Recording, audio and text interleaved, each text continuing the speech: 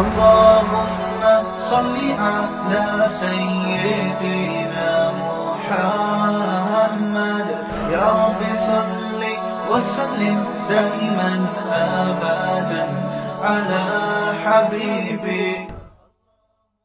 ہمیں پیغمبر صلی اللہ علیہ وسلم اور صحابہ کی سیرت میں کیا ملتا ہے؟ میں ایک آیت سے آپ کو سمجھاتا ہوں.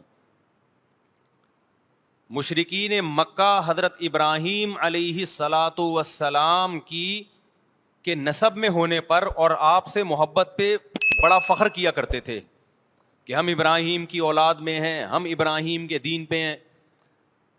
اللہ نے کیا فرمایا رسول اللہ صلی اللہ علیہ وسلم سے کہ ان اول الناس بابراہیم للذین اتبعوہ, اے نبی آپ ان سے کہہ دیجئے ابراہیم سے محبت کے خالی پیلی کے دعوے مقبول نہیں ہیں. ابراہیم کے زیادہ حقدار وہ ہیں جو ابراہیم علیہ السلام کی اتباع کرتے ہیں, اور یہ پیغمبر اور صحابہ یہ ابراہیم علیہ السلام کے دین کو فالو کرتے ہیں, اور تم ابراہیم کے دین کو فالو نہیں کر رہے, ان سے محبت کے دعوے دار ہو. تو خالی محبت کے دعوے داری اللہ کے ہاں مقبول نہیں ہے. اللہ کے ہاں وہ محبت کی دعوے مقبول ہیں جس میں آپ محبوب کو فالو کر رہے ہوں.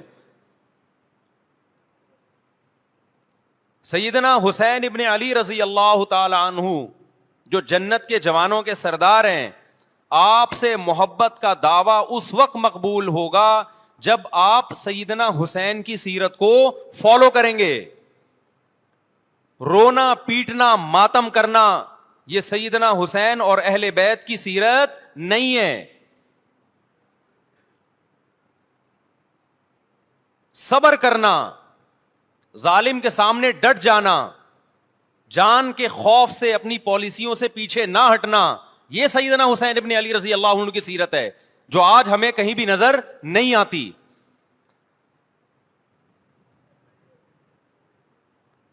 تو ہم نے بھائی دیکھنا ہے صحابہ کا طرز عمل کیا تھا. آپ بتاؤ صحابہ کو سیدنا حسین سے محبت تھی یا نہیں تھی؟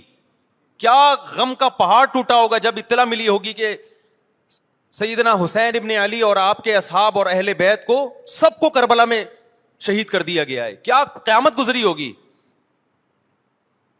کوفہ سے ایک شخص آیا نا عبداللہ بن عمر سے پوچھنے لگا جو مارنے پر دم کا مسئلہ. انہوں نے فرمایا تم نے پیغمبر کے نواسے کو قتل کر دیا اور مسئلہ یہ پوچھ رہے ہو کہ جو مارنے پر دم آئے گا کہ نہیں آئے گا. ایک طرف تم نے پیغمبر کے نواسے کو قتل کر دیا کربلا میں, اور اب ہم سے آ کے مسئلہ پوچھتے ہو جو مارنا جائز ہے یا نہیں ہے. صحابہ کے ہاں یہ غم کم غم نہیں تھا. دیکھو حضرت معاویہ رضی اللہ تعالی عنہ کے ہاتھ پہ بھی حضرت حسین نے بیعت نہیں کی, لیکن بغاوت بھی نہیں کی. کیوں؟ بغاوت سے فتنے کا اندیشہ تھا. حضرت حسن جو حضرت حسین کے بڑے بھائی تھے, انہوں نے سیدنا معاویہ رضی اللہ تعالی عنہ کے ہاتھ پہ بیعت کی اور اس اختلاف کو ہمیشہ کے لیے اپنی کوشش کے مطابق ہمیشہ کے لیے ختم کر دیا. ختم ہوا نہیں ہوا ایک الگ بحث ہے, لیکن حضرت حسن کا مقصد کیا تھا کہ مسلمانوں کی دو جماعتوں کو میں آپس میں لڑتا ہوا نہیں دیکھ سکتا. لوگوں نے کہا آپ خلافت کے حقدار ہیں, آپ نے فرمایا میں دستبردار ہوتا ہوں سیدنا معاویہ کے حق میں. حضرت حسن بیعت ہو گئے حضرت معاویہ سے, اور یہ اختلاف کو کیا کر دیا؟ ختم. حضرت حسین بیعت نہیں ہوئے, لیکن حضرت حسین نے بغاوت بھی نہیں کی. ہر ایک کی اپنی رائے تھی. حضرت حسن کی اپنی رائے تھی, ان کا خیال تھا کہ بیعت ہونا مسلمانوں کے لیے زیادہ مفید ہے, ایک پاورفل حکومت ہوگی, ایک طاقتور ریاست ہوگی, ورنہ لڑتے رہیں گے آپس میں. حضرت حسین کا موقف یہ تھا کہ میں بغاوت تو نہیں کروں گا لیکن بیعت بھی نہیں ہوں گا, کیونکہ اگر بیعت ہو گیا تو اس سے جو خلفائے راشدین کے دور میں جو خلیفہ کی سلیکشن کا طریقہ تھا وہ طریقہ ختم ہو جائے گا. تو میں اگر اس طریقے کو نہیں لا سکتا تو اس کے خلاف کو پروموٹ بھی نہ کروں میں. یہ بھی ایک رائے تھی. میں سمجھا پا رہا ہوں اپنی بات؟ بھائی رائے کا اختلاف ہوتا ہے نا. نبی صلی اللہ علیہ وسلم نے فرمایا اذا اجتہد المجتہد فإن اصاب فلہ اجران وإن اخطأ فلہ اجر واحد. جب کوئی مجتہد اللہ کی رضا کو سامنے رکھ کے اجتہاد کرتا ہے, صحیح اور غلط کا فیصلہ کرنے بیٹھتا ہے, رائے یعنی اس کا مقصد اللہ کی رضا ہو, تو اگر وہ درست نتیجے پہ پہنچے تو 2 ثواب, غلط نتیجے پہ پہنچے تو بھی ایک نیکی اس کو ملتی ہے, اس لیے کہ اس کے بس میں جو خیر خواہی کا کے لیے جو تھا وہ اس نے کر دیا. رائے کا اختلاف ہوتا ہے. تو حضرت حسن رضی اللہ تعالیٰ عنہ بیعت ہوئے حضرت معاویہ کے ہاتھ پہ. سیدنا حسین نہ بیعت ہوئے اور نہ آپ نے بغاوت کی, خاموشی اختیار کی. حضرت معاویہ رضی اللہ تعالیٰ عنہ نے سیدنا حسین کو تلوار کی زور سے بیعت پر مجبور نہیں کیا, بلکہ نواسہ رسول کا خیال کیا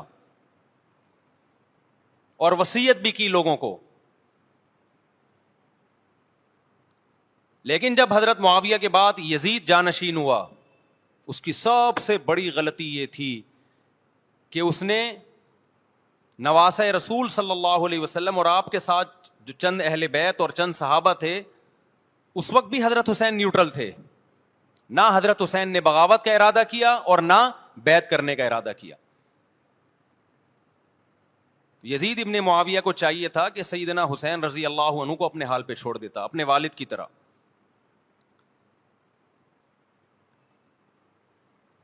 حضرت حسین رضی اللہ تعالیٰ عنہ کو جب کوفہ سے خطوط آئے, یہ میں وضاحت اس لیے کر رہا ہوں کہ حضرت حسین بغاوت کے لیے نہیں نکلے تھے, اس مسلمان حاکم کے خلاف بغاوت کے لیے نہیں نکلے تھے, کیونکہ رسول اللہ صلی اللہ علیہ وسلم کی بہت ساری صحیح حدیث ہے اس بارے میں کہ جو باغی ہے, جو ریاست کے خلاف بغاوت کرتا ہے, اس کو نبی صلی اللہ علیہ وسلم نے اس عمل کو پسند نہیں کیا.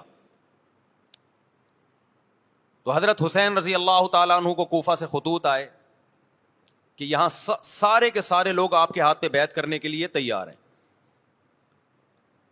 ظاہر ہے جب کسی علاقے کے لوگ دارالخلافہ ہو اور سب بیعت ہونے کے لیے تیار ہوں تو پھر آپ کا جانا یہ بغاوت کا عمل نہیں کہلاتا.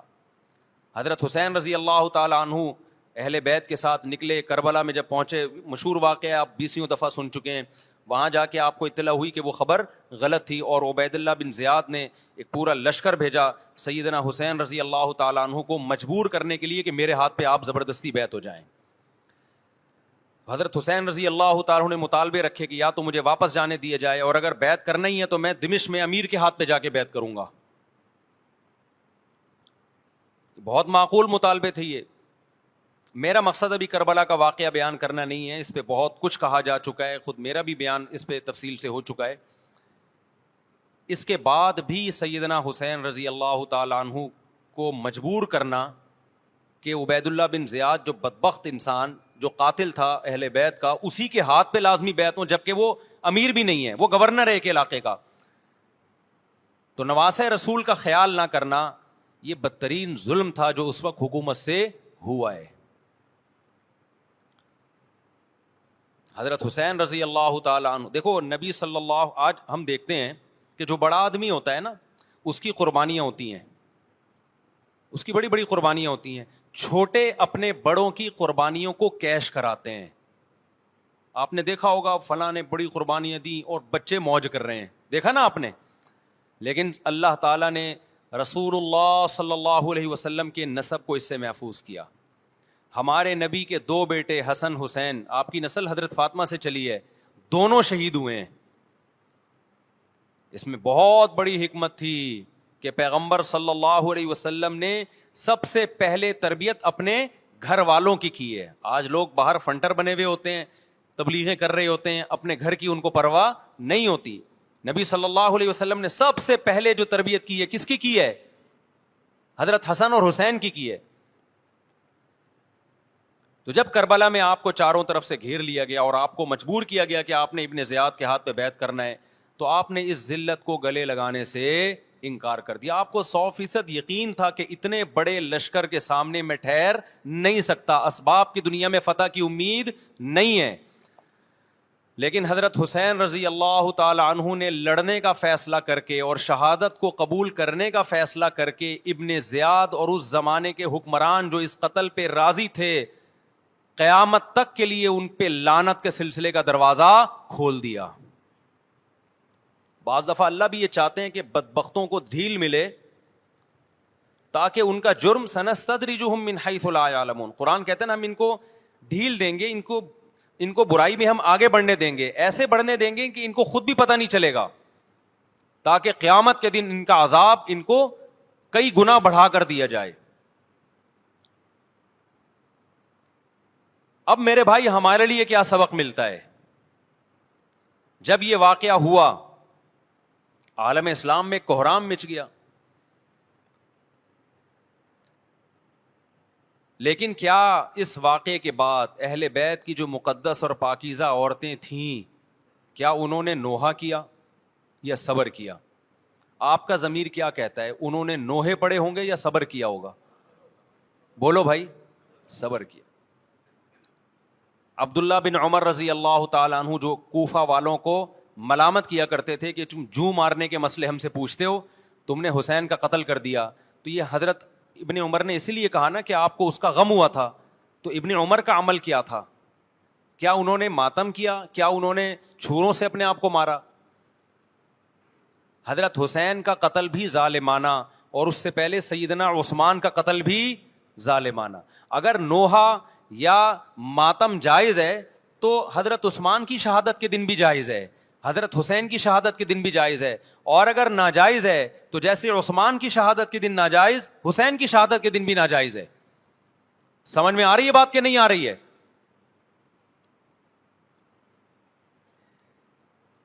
قرآن کیا کہتا ہے ایسے مواقع کے بارے میں؟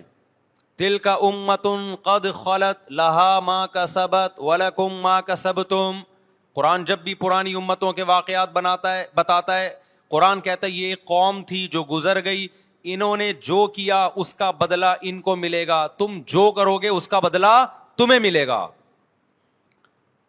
تو ہمیں اللہ نے اس واقعے میں بھی بتا دیا کہ سیدنا حسین کا واقعہ, کربلا کا واقعہ جب سنا کرو تو یہ سوچا کرو یہ قوم تھی جو گزر گئی, جس نے اچھا کیا, حسین ابن علی نے اچھا کیا, ان کو اس اچھائی کا بدلہ ملے گا. اور جو حضرت حسین کے قتل کے حضرت سیدنا حسین کے مبارک خون سے جن کے ہاتھ آلودہ ہوئے, کیونکہ قتل کیا نا انہوں نے, تو لہا ما کسبت, ان کو اس ظلم کا بدلہ بھی ملے گا. تو ہمارا کام کیا ہے؟ ہم نے فالو کرنا ہے حسین کے راستے کو, نہ کہ حسین کے نام پہ ہم نے ماتم کرنے ہیں. حسین کا راستہ کیا ہے جس کو ہم نے فالو کرنا ہے؟ اب میں چند چیزیں آپ کو بتاتا ہوں. سب سے پہلا سبق جو ہمیں کربلا میں ملتا ہے کہ عزت اور دین, ایک طرف دنیا ہے. دیکھو اگر حضرت حسین رضی اللہ تعالیٰ عنہ ابن زیاد کے ہاتھ پہ جا کے بیعت ہو جاتے, آپ کیا سمجھتے ہو بے تحاشا مال و دولت حضرت حسین پہ خرچ نہیں کرتا کیا وہ؟ جب ایک بڑا آدمی کسی کے ہاتھ پہ بیعت ہوتا ہے تو اس کو بھی تو فائدہ ہوتا ہے نا اس سے. اور کیا حضرت حسین کو یقین نہیں تھا کہ کربلا میں شہید ہو جاؤں گا؟ فتح اور نصرت کی اسباب کی دنیا میں کوئی امید نہیں تھی, مگر آپ نے اہل بیت کو کربلا میں رسوا کرنے پر عزت کی موت کو ترجیح دی ہے. آج اگر آپ میں یہ ظرف ہے کہ آپ عزت کی موت کو ذلت کی زندگی پر ترجیح دیتے ہو تو پھر آپ حسینی ہو. نہیں آئی بات؟ میرا خیال ہے سمجھ. سیدنا حسین کی سخاوت کے واقعات ہیں. سیدنا حسین باغی نہیں تھے رضی اللہ عنہ. پھر جو اہل بیت کا طرز عمل کیا تھا, محرم میں کیا کیا ہو رہا ہے میں آپ کو بتاتا ہوں.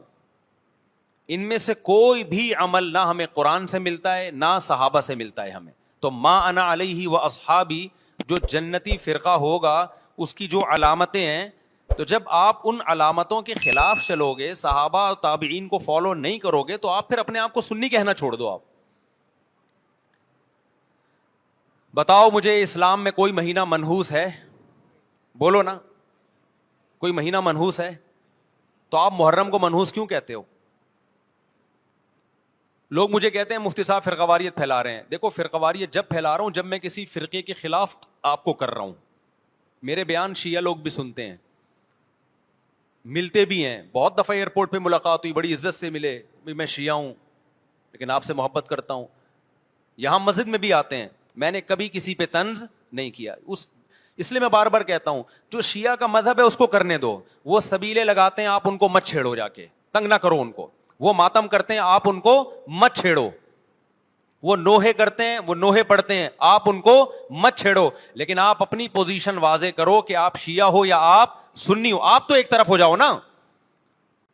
محرم میں اگر آپ مرثیے لگا کے گھوم رہے ہو گاڑیوں میں, اٹ مینز آپ سنی نہیں ہو. آپ نبی صلی اللہ علیہ وسلم کی حدیث ہے ہمارے پاس, ہم اہل سنت والجماعت ہیں, ہم سنت کو فالو کرتے ہیں. تو سنت کیا کہتی ہے؟ میتوں پہ گریبان چاک کرنا, میتوں پہ چیخ و پکار کر کے رونا. آپ نے فرمایا لیس منا, وہ ہم میں سے نہیں ہے.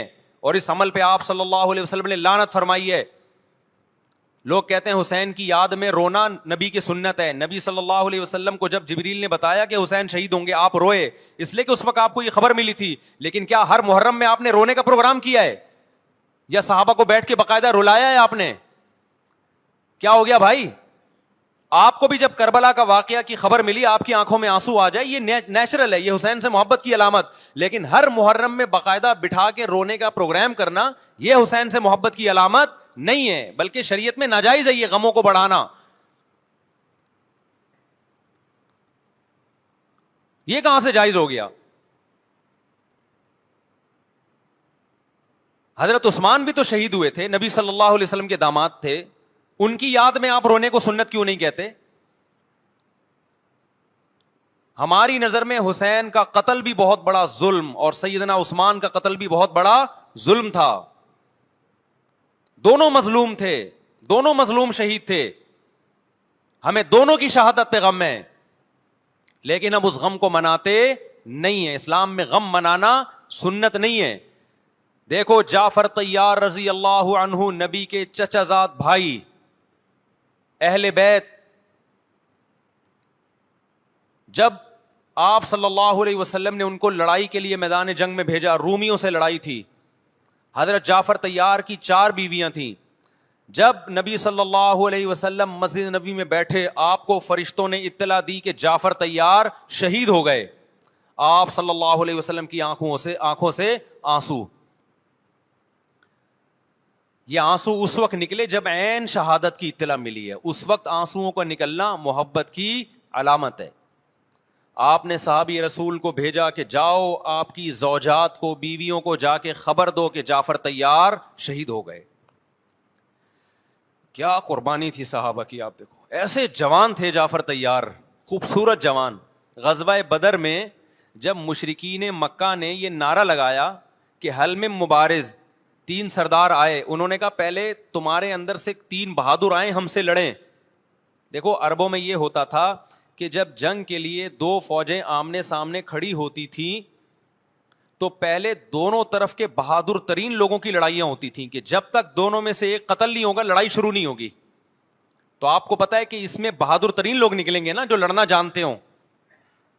مشرکین مکہ کی طرف سے 3 یا 4 بڑے بڑے سردار آئے لڑائی سے پہلے, بدر میں لڑائی سے پہلے. انہوں نے نعرہ لگایا حل میں مبارز, کوئی ہے تم میں جو پہلے ہم سے لڑے. یعنی ادھر سے ہم 3 ہیں تو ادھر سے بھی کتنے چاہیے؟ 3 بندے.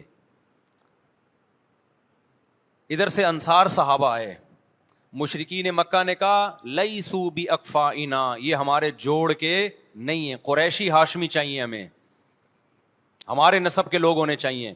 تو ادھر سے نبی صلی اللہ علیہ وسلم نے حضرت علی کو بھیجا اور حضرت جعفر طیار کو بھیجا.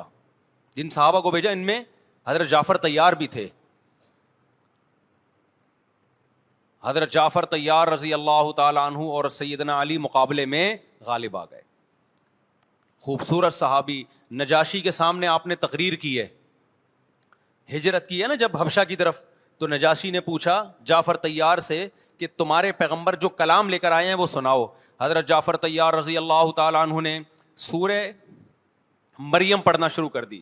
کاف ہا یا عین صاد, ذکر رحمت ربک عبدہ زکریا اذ نادى ربه نداء خفيا قال رب اني وهن العظم مني واشتعل الراس شيبا ولم اكن بدعائك رب شقيا واني خفت الموالي من ورائي وكانت امراتي عاقرا فهب لي من لدنك وليا. ایسی حضرت مریم اور عیسیٰ ابن مریم کی سیرت کو سورہ مریم میں بیان کیا حضرت جعفر طیار نے کہ نجاشی روتے روتے, اس کی داڑھی تر, اور جتنے پادری بیٹھے تھے سب کی داڑیاں تر ہو گئی روتے روتے. تو یہ تقریر جو نجاشی کے اسلام کا سبب بنے، بادشاہ کو مسلمان کرنے والے کون تھے؟ حضرت جعفر طیار. اور آپ کے چھوٹے چھوٹے بچے، 4 جوان بیویاں ہوں، چھوٹے چھوٹے بچے ہوں، اور ایسے میں میدان جنگ میں لڑتے ہوئے شہید ہو جائیں تو پیغمبر اور صحابہ پہ کیا قیامت ٹوٹی ہوگی. لیکن ہمارے نبی صلی اللہ علیہ وسلم کی آنکھوں میں سے کیا تھے؟ صرف آنسو موتی کی طرح ٹپک رہے تھے. اور آپ صحابہ کو اطلاع دے رہے تھے کہ جعفر طیار شہید ہو گئے، اور جاؤ ان کے گھر والوں کو بتا کے آ جاؤ. کتنی بڑی قربانی ہے یا نہیں ہے؟ جب خبر دینے والا آپ کی ازواج کو بتا کے آیا کہ جعفر طیار شہید ہو گئے، تو آپ کے گھروں سے خواتین کے رونے کی آوازیں آئیں. آپ صلی اللہ علیہ وسلم نے فرمایا ان سے بولو کہ اپنی آواز کو پست کرو. پھر چیخو پکار کی آواز آئی تو آپ نے فرمایا کہ اگر دوبارہ چیخو پکار کی آواز آئے تو ان کے منہ پہ خاک پھینک دو. وہ شہید کی بیوہ تھیں، اور شہید بھی کتنے مقدس، ان کو بھی نبی صلی اللہ علیہ وسلم نے نوحہ کرنے کی اجازت نہیں دی. اس دن جس دن غم پہنچا ہے اس دن بھی چیخو پکار کی اجازت نہیں دی ہے. تو آپ بتاؤ اگلے سال اس تاریخ کو چیخو پکار کی کیسے اجازت مل جاتی؟ نہیں آئی میرا خیال ہے بات سمجھ میں. جب غم پہنچا ہے اس وقت چیخنے چلانے کی اجازت نہیں ہے. چھوٹے چھوٹے یتیم بچے، حضرت جعفر طیار کے چھوٹے چھوٹے یتیم بچے، کتنا غم ہوتا ہے جب چھوٹے چھوٹے بچے، ان کا باپ دنیا سے چلا جائے، کتنا ترس آتا ہے ان کے اوپر. تو ہمارے نبی کو بھی ان یتیم بچوں پہ بھی ترس آیا، ان بیواؤں پہ بھی ترس آیا. لیکن نہ نبی صلی اللہ علیہ وسلم چیخو پکار کر کے خود روئے، اور نہ آپ نے ان کی ازواج کو رونے کی اجازت دی ہے. سمجھ میں نہیں آ رہی میرا خیال ہے بات. میرا مقصد شیعوں پہ طنز کرنا نہیں ہے، ان کا جو مذہب ہے ان کو اس پہ چلنے دو. میرا مقصد ہے آپ اپنی پوزیشن واضح کرو کہ آپ ادھر ہو یا ادھر ہو. کسی کو تنگ مت کرو، نہ کسی پہ فتوے لگاؤ کفر اسلام کے، نہ کسی کو جہنمی قرار دو. اپنی پوزیشن آپ فیصلہ کرو کہ آپ اگر ادھر جانا ہے تو پورے ادھر چلے جاؤ. پھر یہ آدھا تیتر آدھا بٹیر والا معاملہ مت کرو. وہ ان کا مذہب ہے بھائی، ان کے علماء ان کو بتاتے ہیں کہ محرم میں کالے کپڑے پہننے ہیں، محرم میں ماتم کرنا ہے، محرم میں کو منحوس سمجھنا ہے، اس میں شادی بیاہ نہیں کرنا. ان کے علماء ان کو بتاتے ہیں، ان کو چلنے دو اس پر. دنیا میں بہت سے فرقے ہیں، بہت سے مذہب ہیں. ہم کسی کو نہ ختم کر سکتے ہیں، نہ کسی کے خلاف نفرت پیدا کر سکتے ہیں. اس سے کوئی چیز حاصل نہیں ہوگی. کسی سے نفرت کرنے کی ضرورت نہیں، کسی پہ فتوے لگانے کی ضرورت نہیں. لیکن آپ کو اپنی پوزیشن واضح کرنی پڑے گی کہ میں کہاں کھڑا ہوا ہوں. اگر آپ سنی ہو تو پھر اہل سنت والجماعت صحابہ تابعین کو فالو کرتے ہیں، حدیث کو فالو کرتے ہیں. اور حدیث میں ہمیں ماتم کرنا، نوحہ کرنا، گریبان چاک کرنا اس کی پرمیشن نہیں ہے، بلکہ اس سے روکا گیا ہے. اس عمل کو حرام اور ناجائز قرار دیا گیا ہے. بات آ رہی ہے سمجھ میں؟ باقی جو شیعہ حضرات کرتے ہیں، ہمارے دوست ہیں شیعہ، میں مذاق میں نہیں کہہ رہا، ملتے ہیں ہم سے، میں کبھی ان سے مذہب کے ٹاپک پہ بات نہیں کرتا، نہ ان کو کبھی چھیڑتا ہوں کہ آپ یہ کیوں کر رہے ہو، یہ کیوں نہیں کر رہے. بھائی اس کا مذہب ہے، وہ اس کا فرقہ ہے، جو کرنے دو اس کو. ہم نہیں کرتے کیونکہ ہم اہل سنت والجماعت میں. سمجھ میں آ رہی ہے بات کہ نہیں آ رہی؟ پھر ربیع الاول کا مہینہ آئے گا، اس میں بھی آپ اپنی پوزیشن واضح کرو کہ آپ ادھر ہو یا ادھر ہو. 2 فرقے ہیں، دیوبندی بریلوی. میں نہیں کہہ رہا کہ کون جنتی کون جہنمی، لیکن بر صغیر میں جن کو دیوبندی کہا جاتا ہے وہ نظر و نیاز تیجے 40 میں کے قائل بولو نہیں ہے. یہ ان کی کتابوں میں لکھا ہوا ہے، وہ اس کے قائل نہیں ہے. اگر کوئی بزرگ ان میں قائل گزرا بھی ہے تو وہ اس کا ذاتی تفرد ہے، اس کو علماء نے فالو نہیں کیا، اس کو ان کی اجتہادی غلطی قرار دیا ہے. ربیع الاول میں جلوس نکالنا یا مزار بنانا یا مزاروں پہ جانا اس نیت سے کہ وہاں جا کے ہم کوئی قوالی پڑھیں گے یا کچھ بھی، ہمارے ہاں قبرستان جانا صرف اس لیے ہے کہ آخرت کی یاد تازہ ہو، بس. اس کے علاوہ اور کوئی کانسیپٹ نہیں ہے. ہمارے ہاں قبر 1 بالش سے زیادہ اونچی بنانا جائز بولو نا نہیں ہے. قبر پکی کرنا جائز نہیں ہے. تیجے 40 کرنا جائز بولو نہیں. آج ایک صاحب آئے, کہنے لگے میری ساس کا 40واں ہے, فجر میں کہنے لگے مجھے, کہہ رہے میں نہیں گیا تو بڑا مسئلہ ہو جائے گا. میں نے کہا بھائی ایک فیصلہ کرو, گرین چینل یا وائٹ چینل, ایک طرف ہو جاؤ بھائی, کیونکہ وائٹ چینل میں یہ جائز نہیں ہے, نہ 40واں ہے نہ تیجا ہے. اب لوگ مذاق اڑاتے ہیں, مر گیا مردود نہ فاتحہ نہ درود. بھائی کچھ بھی کہتے رہو تو پھر پورے ادھر کو ہو جاؤ, یا تو پورے وائٹ ہو جاؤ یا پورے کیا ہو جاؤ, پورے گرین ہو جاؤ. پھر تیجا بھی کرو, 40واں بھی کرو, برسی بھی کرو, اور پھر اس کے بعد جھنڈے بھی لگاؤ ہرے رنگ کے. میں نہیں کہہ رہا دیوبندی صحیح ہے یا بریلوی صحیح ہے, دیکھو میں یہ بحث نہیں کر رہا, میری بات کو غلط نہ لے کے جانا. میں کہہ رہا ہوں آپ اپنی پوزیشن واضح کرو, صحیح غلط تو اگلا مرحلہ ہے. آپ کیا ہو, آپ کو تو یہی نہیں پتا چل رہا. آپ ربیع الاول میں ہرے جھنڈے لے کے گھوم رہے ہو, رمضان میں آپ وائٹ چینل بنے ہوئے ہو, محرم میں آپ بلیک چینل بنے ہوئے ہو, تو پتہ ہی نہیں چل رہا تو ہے کیا بھائی. جب 73 فرقوں میں ایک جنتی ہے تو ایک کو فالو کرو نا, جس کو جنتی سمجھتے ہو. اگر آپ سمجھتے ہو کہ بلیک چینل یا شیعہ فرقہ جنتی ہے تو پورے شیعہ ہو جاؤ بھائی. اگر آپ سمجھتے ہو بریلوی فرقہ جنتی ہے تو پورے بریلوی ہو جاؤ. تو جس کو سمجھتے ہو وہ بن جاؤ, لیکن پورے بنو, ادھورے مت بنو, آدھا آدھا نہ لو. بات سمجھ میں آ رہی ہے؟ میں پھر بتا رہا ہوں, نہ میں کسی کو جنتی کہہ رہا ہوں نہ جہنمی. میں یہ نہیں کہہ رہا دیوبندی جنت میں جائیں گے یا بریلوی جائیں گے یا شیعہ جائیں گے, یہ تو اللہ فیصلہ کرے گا. ہم تو وہ کریں گے جو ہماری کھوپڑی میں آ رہا ہے. ہماری کھوپڑی میں یہ آ رہا ہے کہ جس کو بھی کرو تو ایک کو کرو پورا, تاکہ ایک طرف ہو جاؤ. آدھے تیتر آدھے بٹیر مت بنو آپ, اور دوسرے کو چھیڑو بھی نہیں, چھیڑنے کی بھی ضرورت نہیں ہے. کوئی جو کر رہا ہے کہ بھائی اس کا مذہب ہے.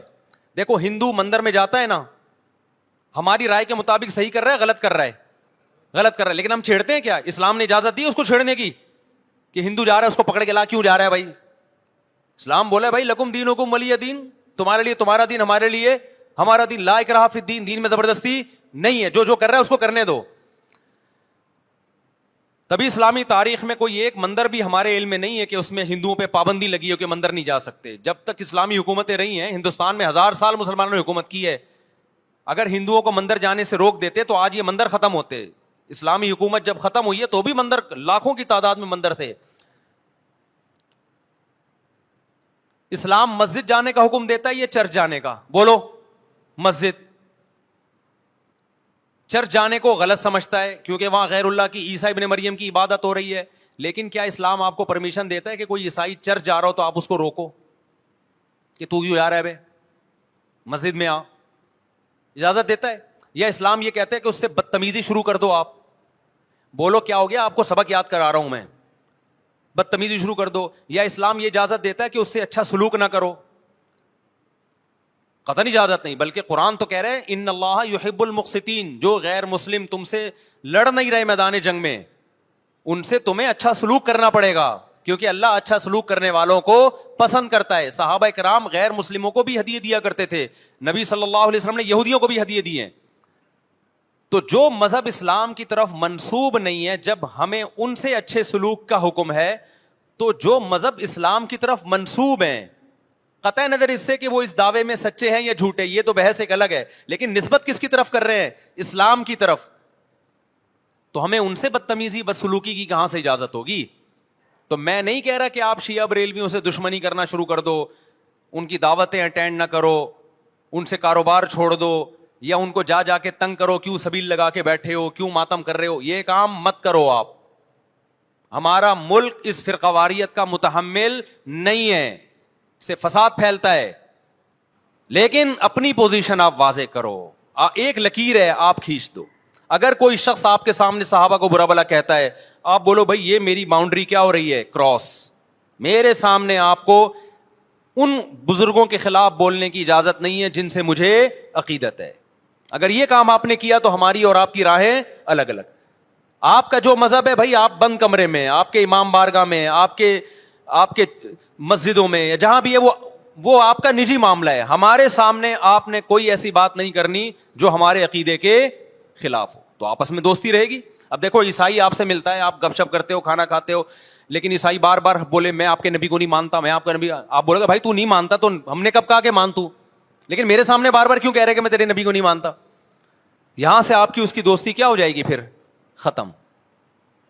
تو غیر مسلموں کے بھی دو قسمیں, کسی بھی مسلک کے لوگوں سے ملو, کسی بھی فرقے کے لوگوں سے ملو, کوئی جھگڑا نہیں, کوئی بحث نہیں, ایک دوسرے کو کھانا بھی ہے, ایک دوسرے کو کھلانا بھی ہے, ایک دوسرے سے کھانا بھی ہے, ایک دوسرے کی دعوتوں میں بھی شرکت کرنی ہے. جہاں مذہب کا معاملہ آئے تو پھر آپ کسی سے بحث نہ خود کرو نہ کسی کو کرنے کی اجازت دو. اگر کوئی کچھ سیکھنا چاہتا ہے تو آپ بولو بھائی علماء کے پاس آ جاؤ, آپ کو کوئی اشکال ہے تو ہم وہاں آپ کا اشکال حل کر دیں گے. اس سے آگے بڑھنے کی کوشش بولو مت کرو, اس سے ملک میں امن ہوگا. باقی فرقے ہمیشہ سے ہیں بھائی, آج کوئی نئے تھوڑی ہیں, اور یہ ہمارا کام تھوڑی ہے فرقے ختم کرنا. یہ تو عیسیٰ ابن مریم جب نازل ہوں گے, حضرت مہدی آئیں گے, وہ تلوار کی طاقت سے ختم کریں گے, ان کے پاس یہ اتھارٹی ہوگی کہ وہ فرقوں کو ختم کریں.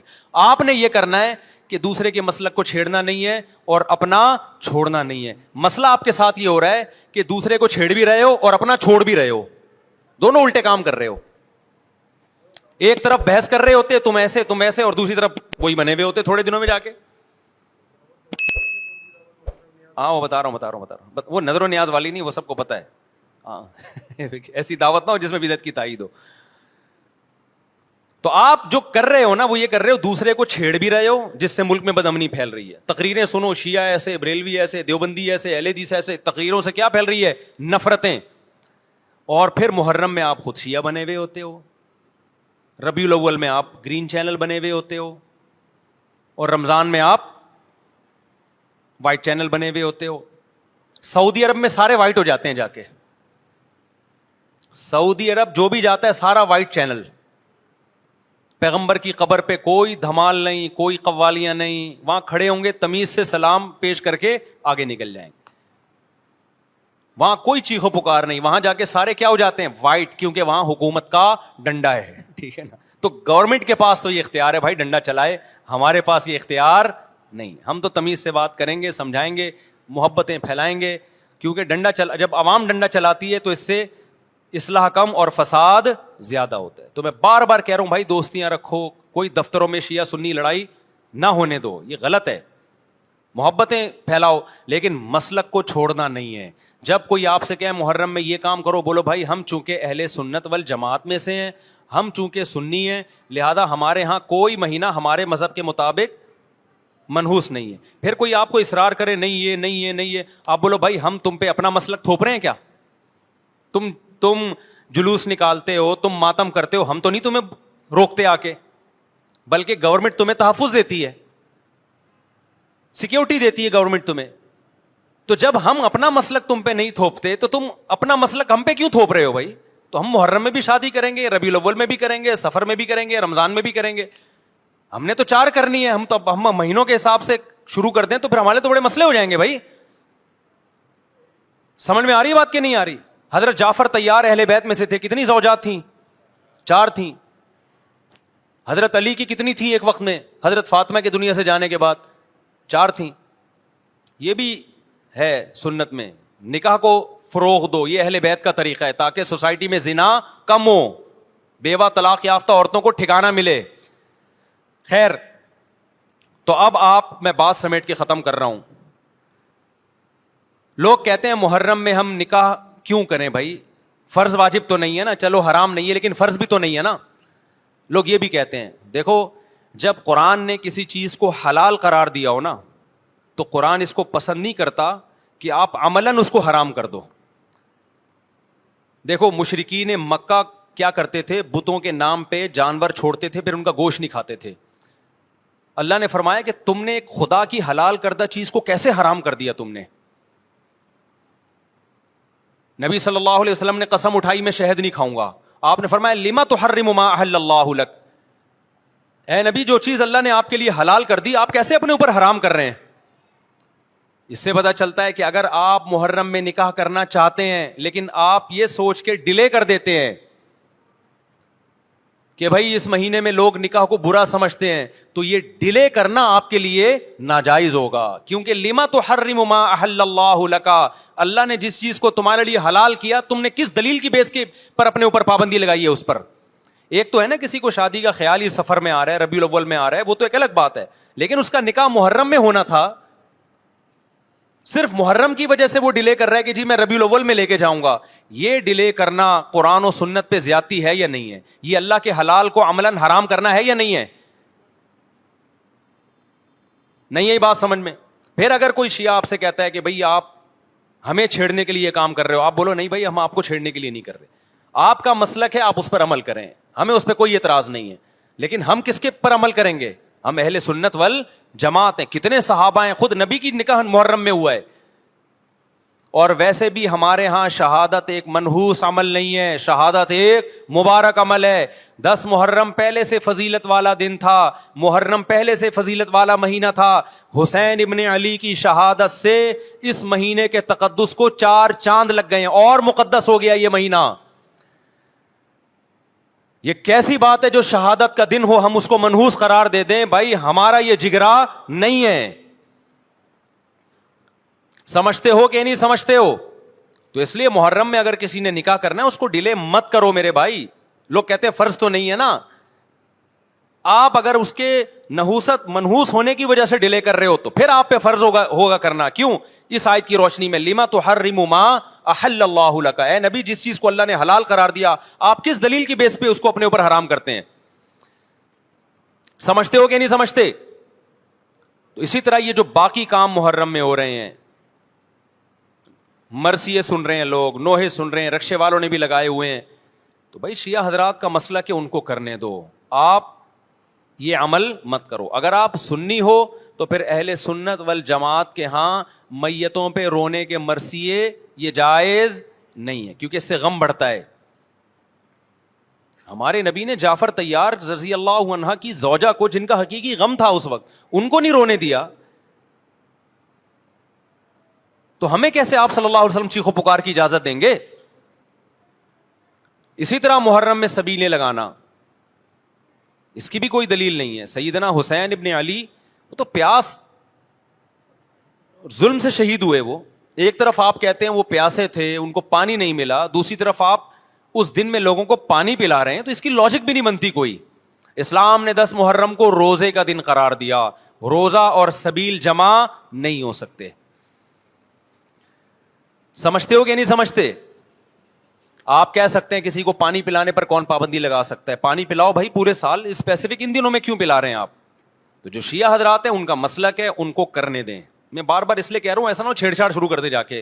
پہلے ہی ملک میں لڑائیاں بہت ہو رہی ہیں, دوبارہ ایک نئی جا کے بتا یہاں بھی سبیل لگی ہوئی ہے, جا کے ان کو چھیڑنا شروع کر دو. سبیل کیوں لگا؟ چھیڑنے کی اجازت نہیں ہے کسی کو. آپ نہ لگائیں نہ پئیں. بولے بھائی ہمارے لیے محرم ایسا ہے جیسے دوسرے مہینے ہوتے ہیں. 4 مہینے محترم ہے, محرم, رجب, ذیقعدہ, ذی الحجہ. تو جتنا ذیقعدہ ذی الحجہ ہے اتنا ہی محرم اور رجب ہے. تو جیسے ان مہینوں میں نارمل رہتے ہو اسی ان میں بھی ہم نے ایسے ہی رہنا ہے. سمجھتے ہو کہ نہیں سمجھتے ہو؟ اور حلیم کی دیگیں مت پکاؤ محرم کی راتوں میں. حلیم کھا سکتے ہو جب چاہو, اس خاص ان دنوں میں. اور ویسے بھی جو لوگ پوری رات حلیم کے دیگڑے میں گھوٹے لگاتے ہیں صبح روزہ نہیں رکھتے. وہ کیا خیال ہے جب آپ پوری رات دیگڑے میں گھومتے رہو گے؟ دیکھا نہیں, یہ پوری رات دیکھ کے اندر گھومتے رہتے ہیں جیسے موت کے کنویں میں نہیں بائک چلاتا بندہ. تو صبح روزہ رکھے گا ایسا آدمی؟ تو یہ ساری چیزیں آپ کو اس کام سے روکتی ہیں جو سنت سے ثابت. تو اللہ تعالی ہمیں محرم میں وہ کچھ کرنے کی توفیق عطا فرمائے جس کی ہمیں اللہ, اس کے رسول اور صحابہ نے پرمیشن دی ہے, اور ان تمام باتوں سے اللہ ہمیں بچنے کی توفیق عطا فرمائے جس سے اللہ, اس کے رسول اور صحابہ نے ہمیں بچنے کا حکم دیا ہے. اللہ تعالی سمجھنے کی, عمل کی توفیق عطا فرمائے.